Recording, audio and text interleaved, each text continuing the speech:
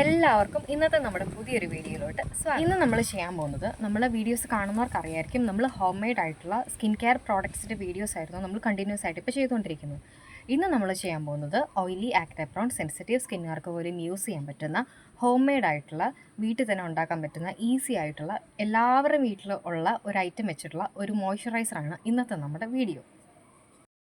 Oily സ്കിന്നുകാർക്കുള്ള face wash നമ്മൾ ഉണ്ടാക്കി, toner ഉണ്ടാക്കി, സെറം ഉണ്ടാക്കി. ഇനി ലാസ്റ്റ് ആയിട്ടുള്ള സ്റ്റെപ്പ് മോയ്സ്ചറൈസറാണ്. ഇന്നത്തെ നമ്മുടെ ഈ മോയ്സ്ചറൈസറിന്റെ മെയിൻ ഇൻഗ്രീഡിയൻറ്റ് ഉലുവയാട്ടോ. ഞാൻ ഈ സ്കിൻ കെയർ റുട്ടീനൊക്കെ ആദ്യമായിട്ട് ട്രൈ ചെയ്ത് നോക്കുന്ന സമയത്ത് ആദ്യമായിട്ട് യൂസ് ചെയ്ത പ്രോഡക്റ്റ് മോയ്സ്ചറൈസർ. ഈ മോയ്സ്ചറൈസർ മാത്രം ഒരു 10 ദിവസം 12 ദിവസമൊക്കെ കണ്ടിന്യൂസ് ആയിട്ട് യൂസ് ചെയ്ത് കഴിഞ്ഞപ്പോൾ തന്നെ എന്തൊക്കെയോ ഒരു മാറ്റം എൻ്റെ സ്കിന്നിൽ എനിക്ക് ഫീൽ ചെയ്ത് തുടങ്ങിയിട്ടുണ്ടായിരുന്നു. ഓയിലി സ്കിന്നുകാർ എപ്പോഴും ജെൽ ബേസ്ഡ് ആയിട്ടുള്ള മോയ്സ്ചറൈസേഴ്സ് യൂസ് ചെയ്യാനായിട്ട് ശ്രദ്ധിക്കും. കാരണം നമ്മൾ ക്രീം ബേസ്ഡ് ആയിട്ടുള്ള മോയ്സ്ചറൈസേഴ്സ് ഒക്കെ ഇട്ട് കഴിയുമ്പോഴത്തേക്കും കൂടുതലായിട്ട് സ്കിന്ന് ഓയിലി ആക്കാനുള്ള ചാൻസസ് ഉണ്ട്. ഇനി ഈ ഉലുവ കൊണ്ടുള്ള സ്കിൻ ബെനിഫിറ്റ്സ് എന്തൊക്കെയാണെന്ന് പറയാം. ഉലുവയിലുള്ള ആന്റി ബാക്ടീരിയൽ പ്രോപ്പർട്ടീസ് നമ്മുടെ ആക്നെ കുറയ്ക്കാനായിട്ട് ഹെൽപ്പ് ചെയ്യും. സ്കിന്നിലുള്ള ഹൈപ്പർ പിഗ്മെന്റേഷനും പാടുകൾ മാറാൻ ഹെൽപ്പ് ചെയ്യും. ഇതിലുള്ള ആന്റി ഓക്സിഡൻസ് സ്കിൻ ഡാമേജിൽ നിന്നും പ്രൊട്ടക്ട് ചെയ്യും. ഇതിന്റെ പ്രോസസ് എങ്ങനെയാണെന്ന് പറയാം. ആദ്യമേ ഉലുവ നല്ലപോലെ കഴുകി വെയിലത്ത് വെച്ച് ഉണക്കി പൊടിച്ചെടുക്കണം. 1 ടേബിൾ സ്പൂൺ ഉലുവയാണ് ഞാനിവിടെ എടുത്തിട്ടുള്ളത്. ഞാനിവിടെ വറുക്കാത്ത ഉലുവ തന്നെയാട്ടോ എടുത്തേക്കുന്നത്. ഈ 1 ടേബിൾ സ്പൂൺ ഉലുവ കഴുകി ഉണക്കി പൊടിച്ചതിലോട്ട്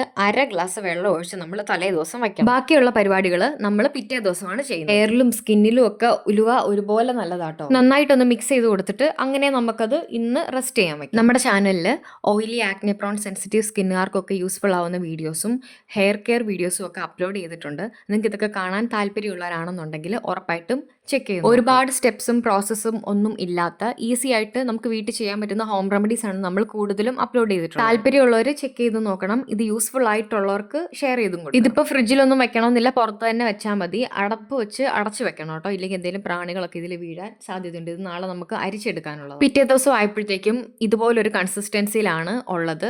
ഈ അളവുകൾ നിങ്ങൾ ശ്രദ്ധിക്കണം. ഒത്തിരി തിക്കായി പോയാലും ഒത്തിരി ലൂസ് ആയി പോയാലും നമുക്ക് ബുദ്ധിമുട്ടാവും കേട്ടോ. നമ്മൾ ഉദ്ദേശിച്ച ഒരു കൺസിസ്റ്റൻസിയിലോട്ട് ഇത് വരത്തില്ല. പൊതുവേ ഈ ഉലുവ ജെൽ മോയ്സ്ചറൈസർ ഒക്കെ ആയിട്ട് യൂസ് ചെയ്ത് അങ്ങനെ ആരും ചെയ്ത് ഞാൻ പൊതുവേ കണ്ടിട്ടില്ല. പക്ഷേ നല്ലതാട്ടോ, നല്ല റിസൾട്ട് ഉള്ളതാണ്. പൊതുവെ എല്ലാവരുടെയും വീട്ടിലുള്ള സാധനമാണ്, ഒരുപാട് പ്രോസസ്സ് ഒന്നും ഇല്ല. ഇനി ഇതിന്റെ കൂടെ ഒത്തിരി ഇൻഗ്രീഡിയൻസ് വേണ്ട. ഇനി ഇതിന്റെ അകത്തോട്ട് നമ്മൾ ആകെ ഒരു സാധനം കൂടെ ആഡ് ചെയ്ത് കൊടുക്കുന്നുള്ളൂ. ഇനി ഇത് നമ്മൾ അരിച്ച് പിഴിഞ്ഞെടുക്കാൻ പോകും. ഇനി ഇത് വൃത്തിയുള്ള ഒരു തുണിയിലോട്ടിട്ട് നമുക്ക് നല്ലപോലെ അരിച്ചെടുക്കാം.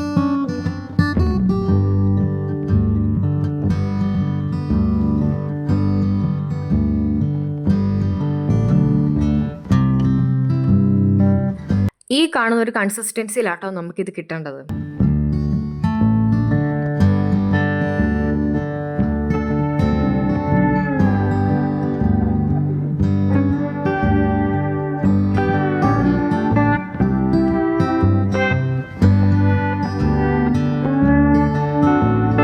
ഇനി നമ്മൾ ഇതിലോട്ട് ആഡ് ചെയ്ത് കൊടുക്കുന്നത് ഗ്ലിസറിനാണ്.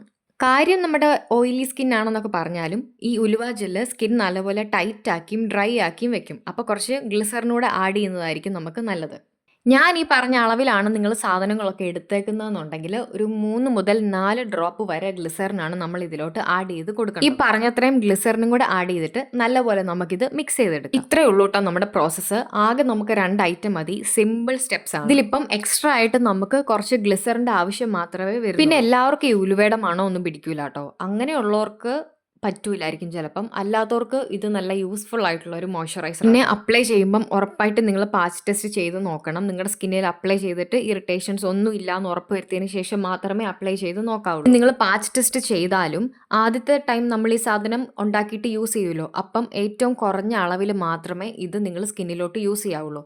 എന്നിട്ടും നിങ്ങളുടെ സ്കിന്നിന് കുഴപ്പമൊന്നും ഇല്ല എന്ന് ഉറപ്പ് വരുത്തിയതിന് ശേഷം മാത്രമേ നല്ല രീതിക്ക് അപ്ലൈ ചെയ്താൽ മതി. ആദ്യത്തെ തവണ യൂസ് ചെയ്യുമ്പം ഏറ്റവും തിന്നായിട്ടുള്ള ലെയർ ആയിട്ട് നിങ്ങളിത് അപ്ലൈ ചെയ്യും. നമ്മുടെ വൈറ്റമിൻ സി സിറം ഉണ്ടല്ലോ, അത് അപ്ലൈ ചെയ്ത് കഴിയുമ്പം കുറച്ചൊന്ന് മുഖം ഒന്ന് വെറ്റായ പോലെ കുറച്ചൊരു നനവുണ്ടാവുമല്ലോ, അതൊന്ന് അബ്സോർബ് ആയി കഴിയുമ്പോഴത്തേക്കും അതിന്റെ പുറത്തോടെ ഈ മോയ്സ്ചറൈസറോട് അപ്ലൈ ചെയ്ത് കഴിയുമ്പോഴത്തേക്കും ഒട്ടും ഓയിലി ആയിട്ട് നിങ്ങൾക്ക് ഫീൽ ചെയ്യത്തില്ല. കറക്റ്റ് ആയിട്ട് സ്കിന്നിൽ അത് ലോക്ക് ആയിട്ട് ഇരുന്നു. ഇതിന് മുന്നേ ഉള്ള 3 വീഡിയോസിൽ ഹോം മെയ്ഡ് ആയിട്ടുള്ള ഫേസ് വാഷ്, ഓയിലി സ്കിന്നുകാർക്കുള്ള ഹോം മെയ്ഡ് ആയിട്ടുള്ള ഫേസ് വാഷ്, സെറം, ടോണർ ഒക്കെ നമ്മൾ ചെയ്തിട്ടുണ്ട്. ഇത് ലാസ്റ്റ് സ്റ്റെപ്പ് മോയ്സ്ചറൈസർ ആണ്. ചെക്ക് ചെയ്ത് നോക്കാത്തവർ അതും ചെക്ക് ചെയ്ത് നോക്കാം. ഇത്രയേ ഉള്ളൂ. ഇനി നമുക്ക് വൃത്തിയുള്ള നനവില്ലാത്ത ഒരു കണ്ടെയ്നറിലേക്ക് ഇത് ആക്കി വെക്കാം. പിന്നെ ഇത് ഫ്രിഡ്ജിലാട്ടോ സൂക്ഷിക്കേണ്ടത്. ഈ ഒരു വീഡിയോ നിങ്ങൾക്ക് യൂസ്ഫുൾ ആയെന്ന് വിചാരിക്കുന്നു. ഇത്ര നേരം കണ്ടിരുന്നതിനും കേട്ടിരുന്നതിനും താങ്ക്സ്. അടുത്ത വീഡിയോയിൽ കാണാം.